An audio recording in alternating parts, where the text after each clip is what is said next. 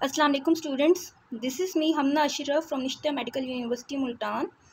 In previous video we discussed about the topic of chronic gastritis और आज की video पिछली वीडियो का सीक्वल है. क्रोनिक गैस्ट्राइटिस में वी रेड कि जो मेन कल्प्रिट होता है that is Helicobacter pylori H pylori. और हेलिकोबैक्टर पाइलोराई की वजह से दो तरह की डिजीज़ हो रही थी. एक था H pylori associated chronic gastritis और H pylori associated chronic gastritis के केस में क्या हो रहा था कि this organism was affecting the antrum of stomach.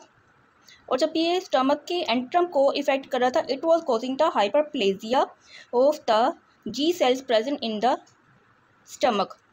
अब जब हाइपरप्लेजिया होगा of the G cells present in the stomach then that would result in the increase in mucin production और increase in mucin production results in the increase in the acid secretion. क्योंकि जो mucin है उसने जाके add करना होता है on the parietal cells और पैराइटल सेल्स से क्या होना होता है HCl की प्रोडक्शन.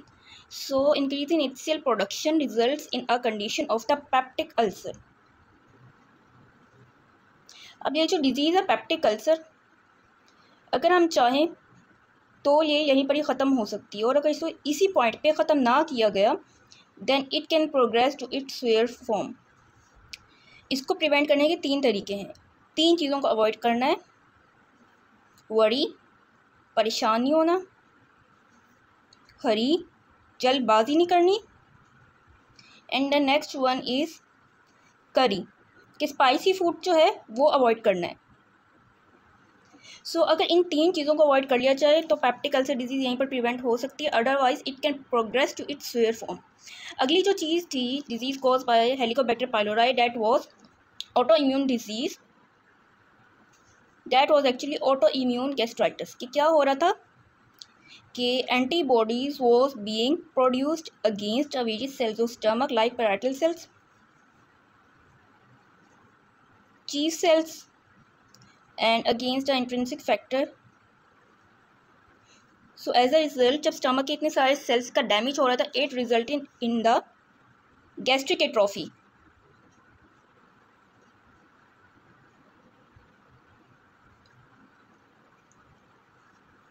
अब अगर हम गौर करें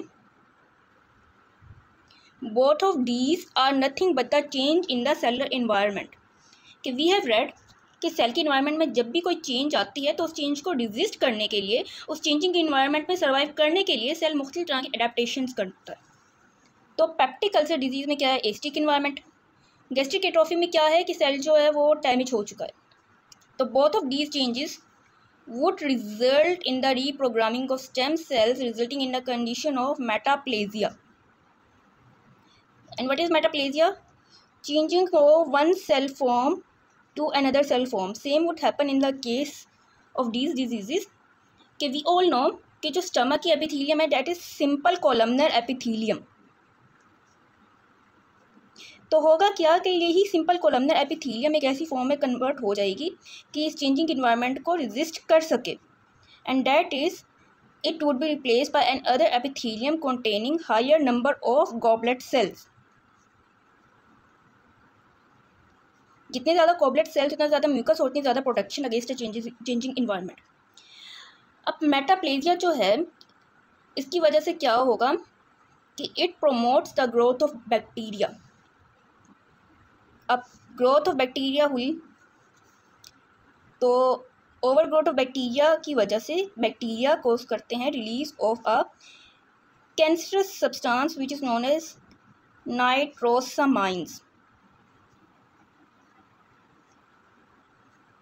अब ये जो नाइट्रोसामाइंस हैं they can result in dysplasia. मज़ीद ये कि मेटाप्लेजिया के केस में क्या हो रहा था रीप्रोग्रामिंग ऑफ स्टेम सेल्स. तो जब बार बार रीप्रोग्रामिंग ऑफ स्टेम सेल्स होती जाती है और डैमेजिंग स्टिमुलाई जो है उसको रिमूव नहीं किया जाता है एक पॉइंट ऐसा होता है कि बार बार म्यूटेशन एक्यूमुलेट होते होते रिजल्ट इन डिस्प्लेजिया. दूसरी चीज़ ये कि वी नो कि दोनों में H pylori associated gastritis and autoimmune gastritis दोनों में क्या चीज़ कॉमन है इन्फ्लेमेशन. और इन्फ्लेमेशन के केस में वेरियस तरह के रिएक्टिव ऑक्सीजन स्पीशीज़ भी प्रोड्यूस होती हैं. and all these reactive oxidation species contribute towards the dysplasia. and dysplasia is actually कि जो सेल हैं वो शेपलेस तो हो गए हैं, उनकी शेप इफेक्ट हो गई है, लेकिन arrangement and orientation of cells जो है वो अभी भी बिल्कुल ठीक है। लेकिन अगर डिस्प्लेजिया को यहीं पर ना रोका गया then it can result in the precancerous condition that is gastric polyposis या gastric polyps. gastric polyps को भी ना रोका गया then it can proceed towards a benign condition that is adenoma. Furthermore, अगर एडिनोमा को भी ना रोका गया it can result in a cancerous condition known as adenocarcinoma and so on. तो आज का जो हमारा टॉपिक है that is gastric polyps. अब gastric polyps क्या होते हैं? These are the masses या फिर nodules projecting over the surface. अब अगर हम बात करें पॉलिप्स की, तो पॉलिप्स के दो पार्ट्स होते हैं, एक होती है इसकी स्टॉक और दूसरा होता है इसका peduncle which is the dilated part of the polyp and this is gastric mucosa. और इसके ऊपर से जो प्रोजेक्टिंग मैस है या नोड्यूल है that is known as polyp. और पॉलिप का जो साइज है डेट इज अबाउट 1.5 सेंटीमीटर. अब पॉलिप्स की अगर हम टाइप्स देखें तो पॉलिप्स की हमारे पास दो तरह की टाइप्स होती हैं. एक होती है सेसाइल पॉलिप, एक होती है पिडंकुलेटेड पॉलिप. अब जो सेसाइल पॉलिप है, सेसाइल नाम से पता चल रहा है कि इट इज़ नॉट मूवेबल, ये अपनी जगह पर रिस्ट्रिक्टेड होती है, जबकि पिडंकुलेटेड जो है वो अपनी जगह पे थोड़ा बहुत टू एंड फ्रो मूव कर सकती है. सेसाइल पॉलिप की अगर हम बात करें तो ये क्यों मूव नहीं कर सकती? क्योंकि इसका जो नैरो स्टॉक है वो बहुत ही शॉर्ट होता है, पिडंकुलेटेड पार्ट बड़ा होता है. तो नैरो स्टॉक जब छोटा है it would not allow the free movement of the polyp. तो पॉलिप जो है सेसाइल होता है, अपनी जगह पे मूव नहीं कर सकता. दूसरा जो है पिडंकुलेटेड पॉलिप, उसका जो नैरो स्टॉक है वो काफ़ी बड़ा होता है, जबकि पिडंकल इसका डायलेटेड पार्ट छोटा होता है, जिसकी वजह से पिडंकुलेटेड पॉलिप अपनी ही जगह पे मूव कर सकता है. अब गैस्ट्रिक पॉलिप्स के बारे में अगर देखें then it is a condition of dysplasia, कि डिस्प्लेजिया हुआ है तो गैस्ट्रिक पॉलिप हुआ है. और गैस्ट्रिक पॉलिप में जो डिस्प्लेजिया होता है वो लो टू हाई ग्रेड होता है.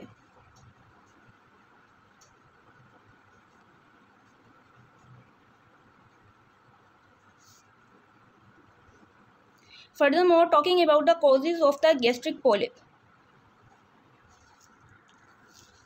So अगर हम causes की बात करें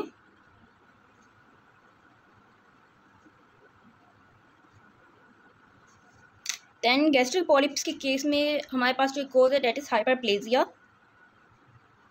हाइपरप्लेजिया वी ऑल नो कि increase in size of cell.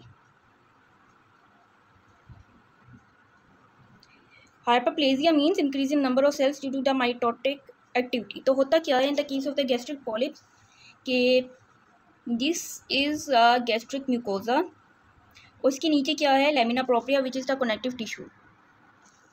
तो जब लेमिना प्रोप्रिया के अंदर माल्टोसिस हुई, म्यूकोजा जो है ओवरलाइंग उसमें माल्टोसिस हुई, obviously it would result in the outward formation of a mass which is known as polyps. अगली जो केस है इन्फ्लेमेशन. अब इन्फ्लेमेशन कैसे कॉज है? वी ऑल नो कि इन्फ्लेमेशन जो है it is a proliferative change, कि सेल की प्रोलिफरेशन हुई होती है. सेल की proliferation underlying lamina propria connective tissue की प्रोलिफरेशन हुई, ओवरलाइंग म्यूकोजा एपिथेलियम की प्रोलिफरेशन हुई, तो आउटवर्ड फॉर्मेशन ऑफ मैस या नोड्यूल हो गई. अगली जो कोज है that is neoplasia and we all know कि न्यूप्लेजिया जो है it is the abnormal growth of cell, abnormal increase in number of cell and abnormal increase in number of cells results in the formation of an outward mass, outward nodule projecting over the gastric mucosa known as gastric polyp. अब यहाँ तक causes and हो गई. अब gastric polyps stomach के कौन कौन से पार्ट में मौजूद होता है. So talking about the location of gastric polyp, इसके लिए दो कॉमन साइट्स हैं. या तो ये होगा फंडस में या फिर in the body of stomach. मज़ीद बात करें कॉजेज़ की कि फंडस में और बॉडी ऑफ स्टमक में किस किस तरह के गैस्ट्रिक पॉलिप्स होते हैं, तो वो दो तरह के, या तो वो होंगे due to some sporadic cause, या तो वो पॉलिप्स होंगे फैमिलियर।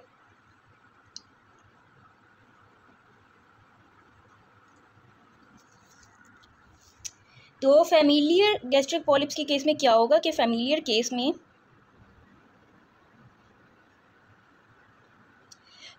केस में होता क्या है कि एक म्यूटेशन हुई एक स्पेसिफिक जीन में और नस्ल दर नस्ल एक ख़ानदान में चलती रही। For example in the case of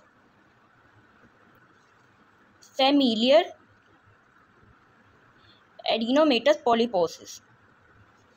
अब फैमिलियर एडिनोमेटस पॉलीपोसिस के केस में क्या होता है कि एक जीन है which is known as APC gene. APC gene means adenomatous polyposis coli gene. इसमें क्या हुई म्यूटेशन। अब इस जीन में जब म्यूटेशन होगी तो ये नस्ल दर नस्ल ये केस चलता रहेगा और वन जनरेशन से अनदर जनरेशन में मुंतकिल होता रहेगा। दूसरा जो केस है that is sporadic. Sporadic means कि ऐसी म्यूटेशंस जो एक्वायर्ड होती हैं, कि आपने ख़ुद से अपनी बॉडी में एक ऐसे सब्सटेंस लिया जिसकी वजह से आपको एक स्पेसिफिक डिजीज़ हो गई। For example in the case of sporadic बहुत सारे लोग होते हैं जो एसिडिटी की प्रॉब्लम से को झेल रहे होते हैं which is due to the excessive production of the acid in the stomach. तो वो उसके लिए लेते हैं प्रोटॉन पंप ब्लॉकर्स। और पंप ब्लॉकर्स का क्या काम होता है? Decrease in acid production. अब जब डिक्रीज इन एसिड प्रोडक्शन होती है तो वो जो उनकी एसिडिटी की प्रॉब्लम थी वो तो ट्रीट हो जाती है, लेकिन अगर ज़्यादा अमाउंट में लिए जाएंगे proton pump blockers then excess of everything is dangerous. ज़्यादा अमाउंट में लिए जाएंगे proton pump blockers it would result in excessive blockage of acid secretion. Excessive blockage of acid secretion से क्या होगा कि जी सेल्स को हाइपरप्लेजिया होगा, कि जी सेल्स जो हैं स्टमक के एंट्रम में दे वुड रियलाइज कि हमारा क्या काम था कि हम म्यूसिन प्रोड्यूस करें, और म्यूसिन प्रोड्यूस करने के बाद म्यूसिन जब एक्ट करेगा on the parietal cells of stomach उसकी वजह से एक्सेसिव सेक्रेशन ऑफ एसिड की। लेकिन जी सेल्स ऑफ स्टमक क्या सेंस करेंगे कि यहाँ पे स्टमक के ल्यूमिन में तो decrease in production of acid secretion हो रही है, तो जी सेल्स क्या करेंगे कि ज़्यादा कोशिश करेंगे कि वो ज़्यादा से ज़्यादा म्यूसिन प्रोड्यूस करें, और ज़्यादा म्यूसिन जब वो प्रोड्यूस करने की कोशिश करेंगे it would result in automatically result in hyperplasia of G cells. अब जब हाइपरप्लेजिया ऑफ जी सेल्स होगा देन अभी हमने डिस्कस किया कि गैस्ट्रिक पॉलीपोसिस की एक इंपॉर्टेंट कंडीशन क्या है, हाइपरप्लेजिया। जी सेल्स का हाइपरप्लेजिया हुआ, increase in number of mitosis हुआ उसके अंदर, increase in number of mitosis resulting in increase in number of cells. Increase in number of cells किसमें होगा? लैमिना प्रोप्रिया में और एपिथेलियम में। लैमिना प्रोप्रिया में और एपिथेलियम में जब इंक्रीज हुआ number of cells then it would result in an outgrowth which is known as gastric polyposis। so इस तरह से gastric polyposis जो है वो एक्वायर्ड होता है, स्पोरेडिक होता है। इस तरह से ये जनरेशन रन करता है फैमिली में।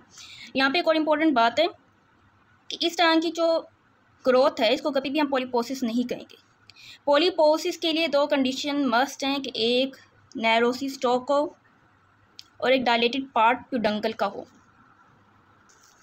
अब गैस्ट्रिक पॉलीपोसिस ये फ़िलहाल अभी जो है एक ऐसी कंडीशन है जिसको ट्रीट किया जा सकता है। इसको अगर इसी पॉइंट पे रोक लिया तो ठीक है, वरना इट में progress to a benign cancer adenoma, it में प्रोग्रेस टू एडिनोकार्सिनोमा।